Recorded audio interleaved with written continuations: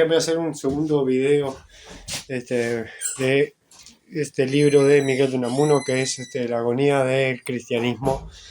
Y ahora voy a agregarle algunos elementos nuevos que estuve estudiando a partir de un comentario que me hizo una persona. Por lo general no me responden, no hacen un comentario que me manda a estudiar, pero el texto era largo, estaba estudiándolo.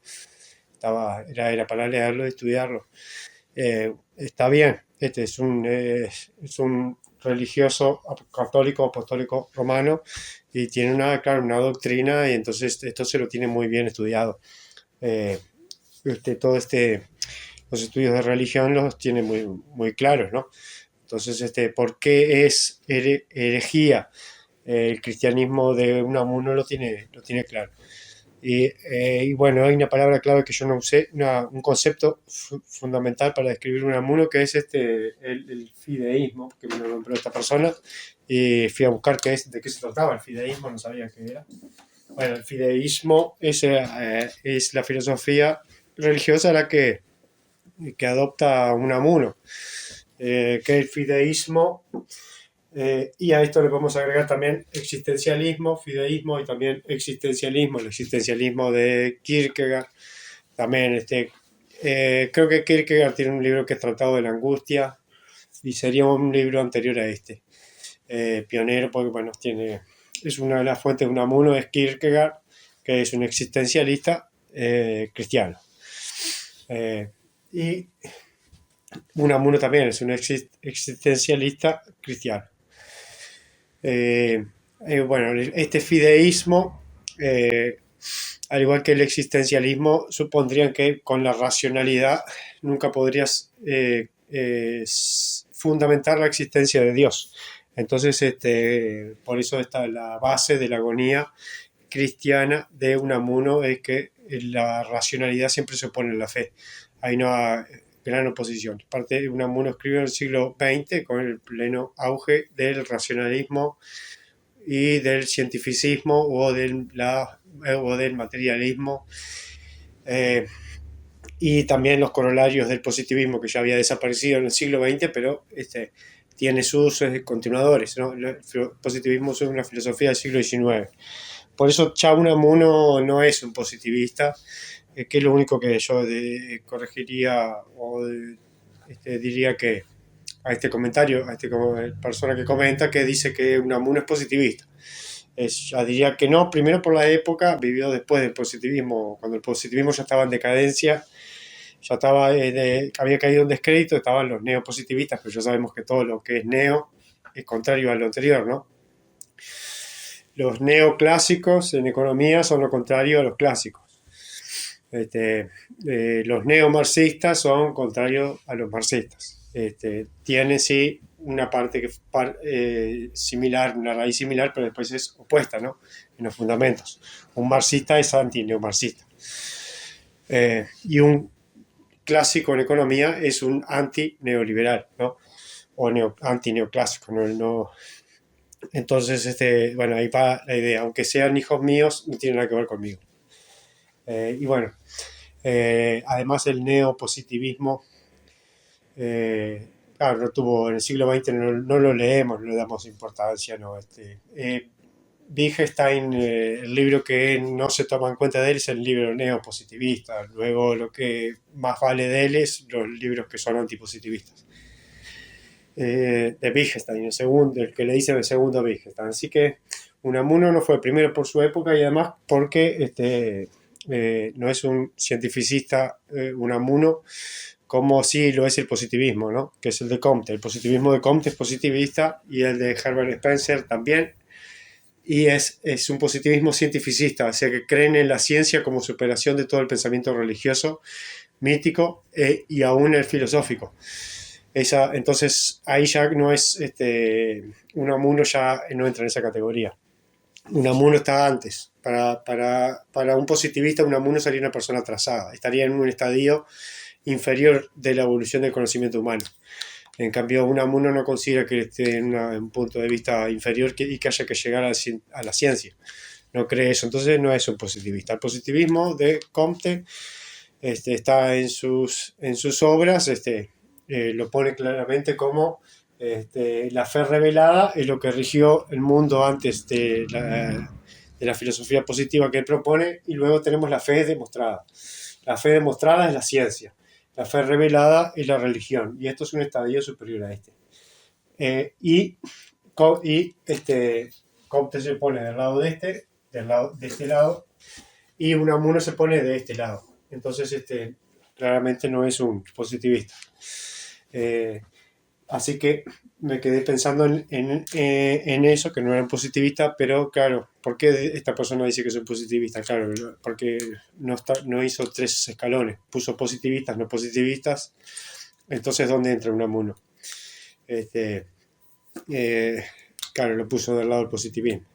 Pero no, hay un punto medio.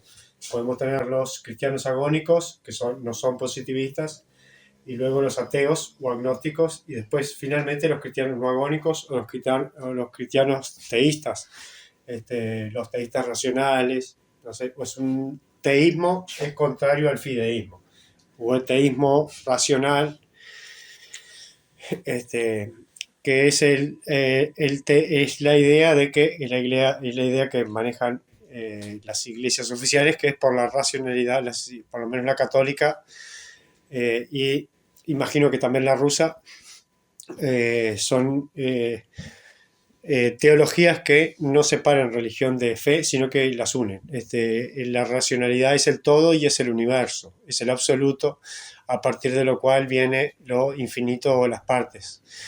Entonces esta lucha que hay contra la racionalidad es una lucha en el mundo sensible, pero que no se da en el mundo de la metafísica o de los entes, o de la creación del universo o del mundo que no podemos acceder por los sentidos. Entonces la racionalidad es el que da, y el orden es lo que le da origen al mundo, y ese orden es Dios. Entonces es racional, Dios es racional, y Dios existe por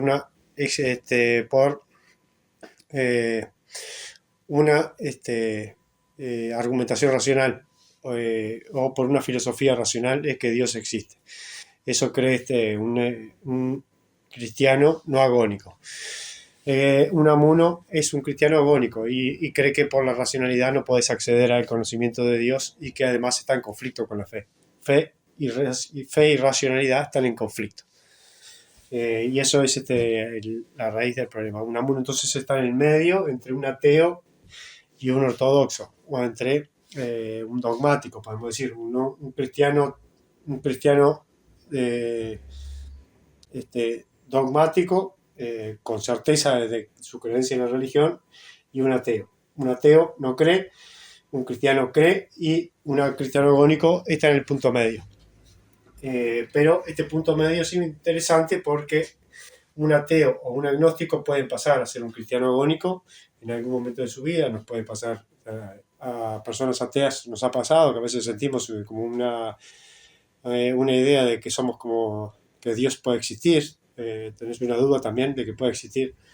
Ahí, bueno, ya dejarías de ser ateo, claro, ¿no? Ya no está. Pero hay momentos en los que sentís que sí. Aún así, un agnóstico, que es una persona que no asevera que Dios no existe, aún así un agnóstico no tiene creencia en Dios, ¿no? No se pone una cruz, no le reza a nadie, no cree que Cristo resucitó, no cree que Dios tuvo como hijo a Cristo, y que su madre era virgen. No cree eso, no tiene, o sea que un agnóstico nunca es, en los hechos termina siendo igual que un ateo, ¿no? Un ateo, un agnóstico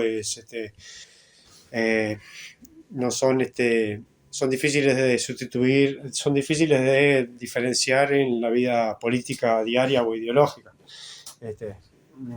Llegan a las mismas conclusiones, más o menos, conclusiones similares en el mundo de la vida.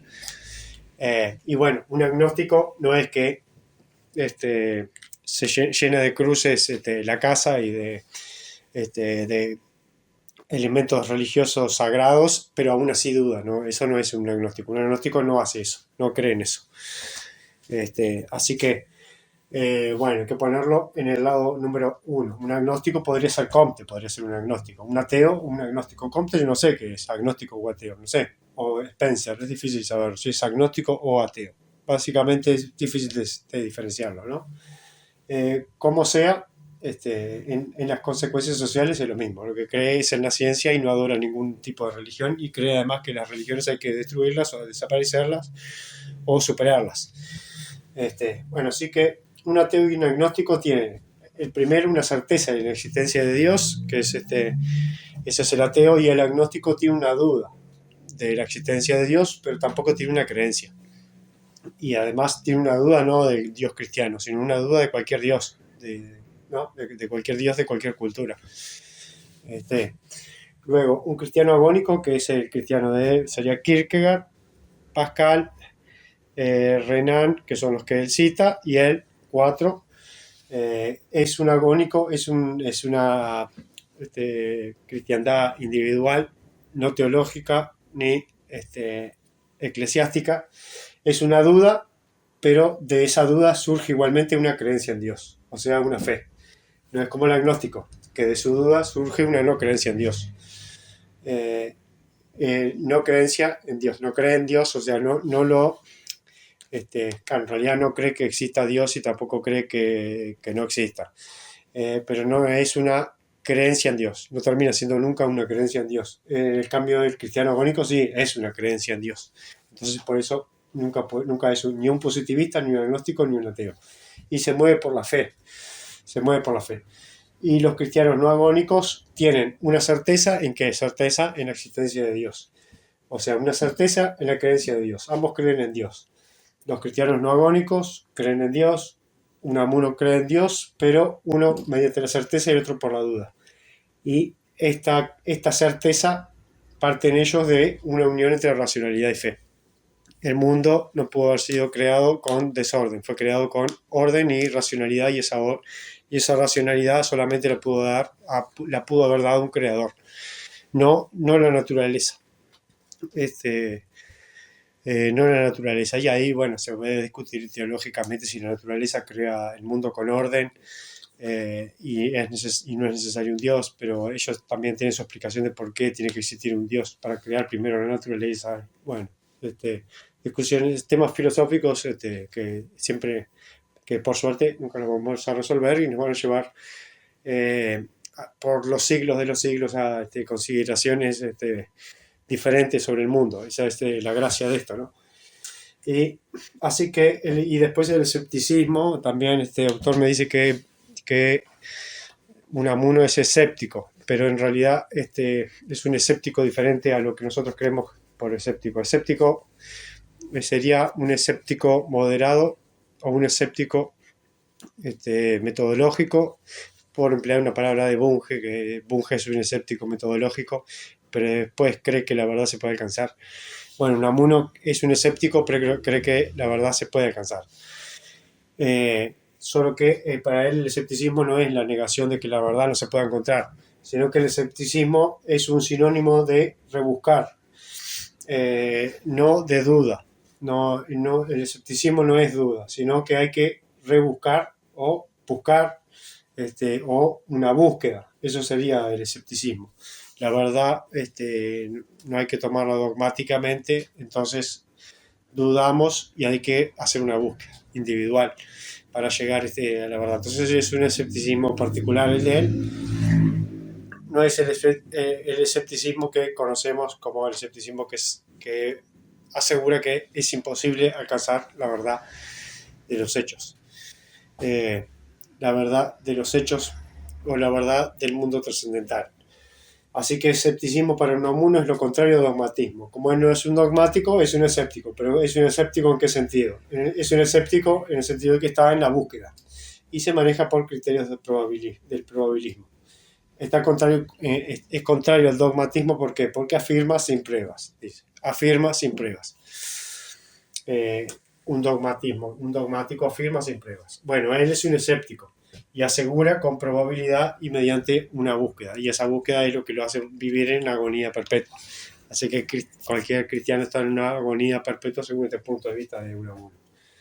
Así que bueno, conclusión, Unamuno no es positivista, es enemigo del positivismo, también del avance científico, la técnica, la fascinación de la técnica, eh, y pero está en otro lugar. Así que nada, eso voy a agregar.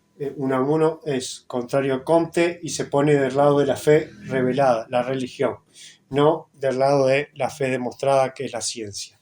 O sea que está un paso anterior en la escala, en el estadio de la evolución del pensamiento humano según el pensamiento positivista. Sería un atrasado le diríamos acá entre acá en Uruguay, entre los ateos y los agnósticos, los positivistas que crearon el Uruguay, México, Brasil, también hay que combatir la religión. Y entre ellos también hay que combatir algo como Unamuno, ¿no? Así que bueno, eso lo dejo por ahí. Así que estos tres niveles me parecieron interesantes, entre el ateo y el cristiano, y luego tenemos los cristianos agónicos en el medio. Por eso Unamuno supongo que lo leemos en filosofía los laicos, ¿no? En literatura laica. Así que, bueno, solo dejo esta acotación.